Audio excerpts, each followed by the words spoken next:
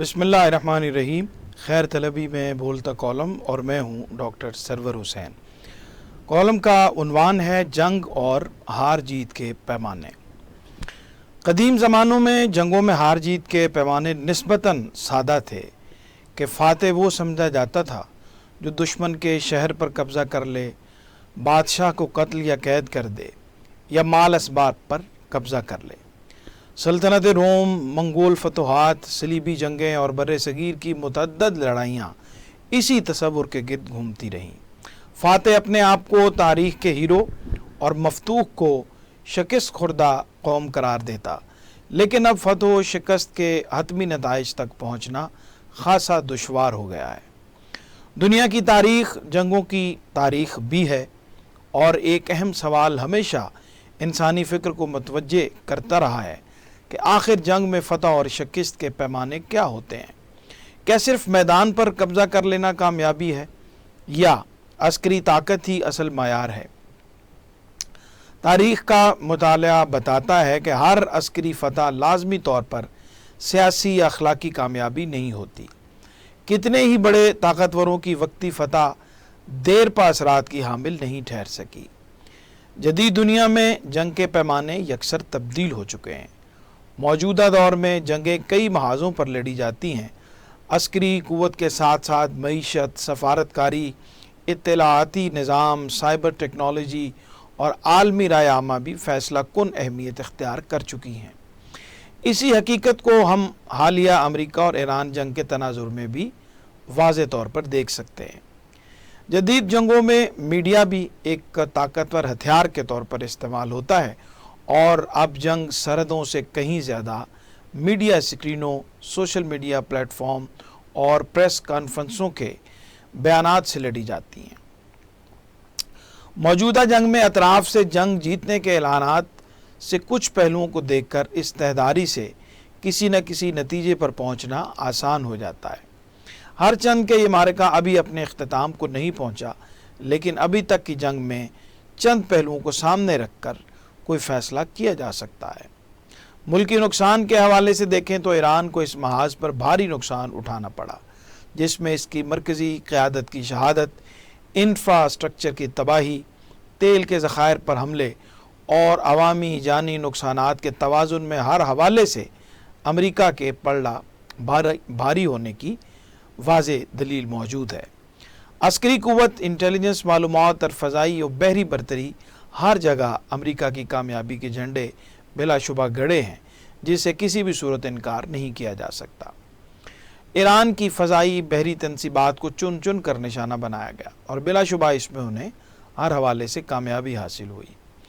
دوسری طرف ایران کی بات کریں تو وہ بھی فتح کا دعوے دار ہے، اور حیرت اس بات کی ہے کہ اس میں بین الاقوامی مبصرین بھی ان کے ہم نوا دکھائی دیتے ہیں۔ ایران کی محدود وسائل اور امریکہ کے مقابلے میں انتہائی کم خرچ جنگ سے طاقت کے اس توازن اور جنگی حکمت عملی کے محاذ پر دنیا کو نئے انداز سے متعارف کروایا گیا ہے۔ سپریم لیڈر کی شہادت اور دیگر اہم شخصیات کو نشانہ بنانے کے بعد امریکی رجیم چینج کا خواب 2 ماہ سے زائد گزرنے کے بعد بھی پورا نہیں ہو سکا، جو اس جنگ کا سب سے بنیادی ہدف تھا۔ مڈل ایسٹ میں امریکی مفادات پر براہ راست حملہ ایران کا ایک ایسا ماسٹر سٹروک تھا جس کی کسی کو بھی ہرگز توقع نہیں تھی، اور اس ایک فیصلے نے جنگ کا سارا منظرنامہ تبدیل کر دیا۔ دہائیوں سے ان ملکوں میں موجود امریکی اڈوں کو فوری طور پر خالی کروایا گیا، اور ان تمام بیسز کو ناقابل تلافی نقصان پہنچا، جس سے سپر پاور کے ٹائٹل اور عرب خطے میں امریکی سیکیورٹی کے اعتماد کو ناقابل تلافی نقصان پہنچا۔ اس کے علاوہ نیٹو ممالک کی طرف سے امریکہ کو شاید پہلی بار جنگ میں شمولیت پر انکار بھی سننے کو ملا، اور سب نے ایک بھرپور موقف اپنایا اور آنکھیں بند کر کے سپر پاور کے حکم کو کسی بھی ملک پر چڑھ دوڑنے کی روش اس جنگ کے بعد ایک نئے انداز میں بدل چکی ہے۔ دنیا کی سپر پاور کے قیمتی میزائلز کو زمین پر پینٹ کیے گئے جہازوں اور چائنا سے درآمد کیے گئے پلاسٹک کے ٹینکوں اور ہیلی کاپٹروں پر ضائع کروانے سے بھی سپر پاور کے امیج کو بہت بڑی چوٹ پہنچائی گئی ہے۔ جزیرہ خرق پر قبضے اور بوٹس آن گراؤنڈ کا دعویٰ اور اس کا آپریشن بھی بری طرح ناکام ہوا، جس کے حقائق کی دھند جنگ کے خاتمے کے بعد چھٹے گی۔ آبنائے ہرمز کی بندش سے مغربی ممالک میں پیدا ہونے والے معاشی بحران نے ہمیشہ کے لیے ایران کی ایک شہرگ ہاتھ میں آ گئی ہے جس کو پہلے کبھی بھی استعمال نہیں کیا گیا، اور جن کے معاشی مفادات اس راستے سے وابستہ تھے وہ امریکہ کی بیٹھے بٹھائے ان کو اتنے بڑے نقصان سے دوچار کرنے پر ابھی تک سیخ پا ہیں۔ تمام تر داموں اور سخت جان لیوا دھمکیوں کے باوجود یہ راستہ نہیں کھلوایا جا سکا۔ راستہ کھلوانے کے لیے آگے بڑھنے والے جہازوں پر ہونے والے حملے کو بھی خود امریکہ کے وزیر جنگ نے خلاف ورزی قرار نہیں دیا، جسے مضحکہ خیز کہا جا سکتا ہے۔ بارودی سرنگیں امریکہ اور دنیا بھر کے لیے درد سر بن گئی ہیں۔ یہاں خود امریکہ کی ناکہ بندی نے مغربی ممالک کے اجازت سے نکلنے والے جہازوں کا راستہ بھی روک دیا ہے، اور اسی راستے سے چائنا اور روس کے جہاز ایرانی تیل کے ساتھ گزر بھی رہے ہیں، جس کا مطلب ہر ذی شعور سمجھتا ہے۔